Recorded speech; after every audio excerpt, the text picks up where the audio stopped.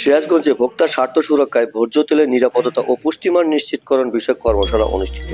সিরাজগঞ্জ জেলা প্রতিনিধি শাহ আলমের পাঠানো তথ্যচিত্র এবং প্রতিবেদন। জাতীয় ভোক্তা অধিকার সংরক্ষণ অধিদপ্তর ও Global Alliance for Improve Nutrition বাংলাদেশের যৌথ উদ্যোগে ভোক্তা স্বার্থ সুরক্ষায় ভোজ্য তেলের নিরাপত্তা ও পুষ্টিমান নিশ্চিতকরণ বিষয়ক কর্মশালা অনুষ্ঠিত হয়। বাণিজ্য মন্ত্রণালয়ের জাতীয় ভোক্তা অধিকার সংরক্ষণ অধিদপ্তর এবং global Alliance for improvement nutrition gain বাংলাদেশের আয়োজনে সিরাজগঞ্জ জেলা প্রশাসকের কার্যালয়ে বুধবার 14 মে অফিসার্স ক্লাব অডিটোরিয়াম হলে দিনব্যাপী উক্ত কর্মশালা অনুষ্ঠিত হয়। উক্ত কর্মশালায় প্রধান অতিথি হিসেবে বক্তব্য রাখেন বাণিজ্য মন্ত্রণালয়ের জাতীয় ভোক্তা অধিকার সংরক্ষণ অধিকার অধিদপ্তরের কার্যক্রম ও গবেষণা পরিচালক উপসচিব ফকির মোহাম্মদ মোনারুল হোসেন। শুরুতেই স্বাগত বক্তব্য রাখেন জাতীয় ভোক্তা অধিকার সংরক্ষণ সিরাজগঞ্জের সহকারী পরিচালক মোহাম্মদ সোহেল শেখ। আমরা আজকে এই জায়গায় আসছি, আসলে যে ভোক্তা অধিকার এটা কিন্তু মোটে লেভেলে অনেকেই জানে না।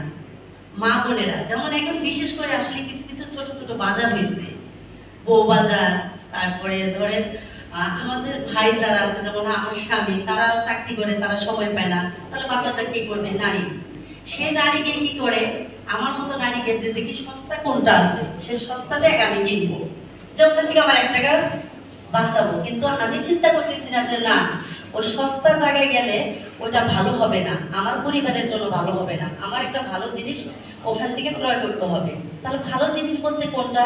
যেটা প্যাকেটজাত খাবার হয় সেটা কিন্তু বেশিরভাগ একটু ভালো। তারা কিন্তু সার্টেনলি পামের যেটা করে সেটা কিন্তু কেন তারা হিসাব করে যে 185 টাকা খরচ করবো, দরকার কি, আপনি এখানে 183 টাকা দিয়ে ফেলেছি, মানে সে 2 টাকা হিসাব করে।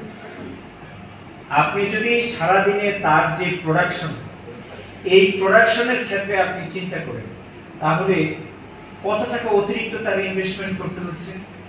খুব বেশি কি? ধরেন 20 লিটার তেল লাগবে আর প্রতি লিটারে 5 টাকা বেশি লাগবে, তো কত টাকা বেশি লাগছে? 100 টাকা। 100 টাকা কোনো টাকা হলো? আপনাদের না, আমাদের সকলকেই কাজ করতে হবে একসঙ্গে। কাজ করলে এই জায়গায় গিয়ে আমরা একসময় পৌঁছাতে পারবো। ধন্যবাদ সকলকে। বঞ্চিত হচ্ছে, অধিকার থেকে বঞ্চিত হচ্ছে।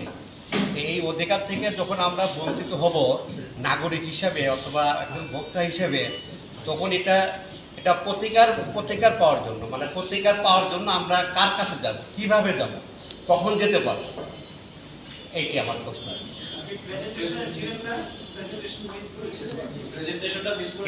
আবার বলছি, আমি মোহাম্মদ হারুনুর রশিদ খান হাসান, সিরাজগঞ্জ প্রেস ক্লাবের সভাপতি। আমি কাজ করি বাংলা ভিশন, দৈনিক ক্রিমিকাল এবং বাংলা। আমি আবারও বলছি যে আমরা সাধারণ নাগরিক অথবা ভোক্তারা যখন ভোক্তার অধিকার যে আইন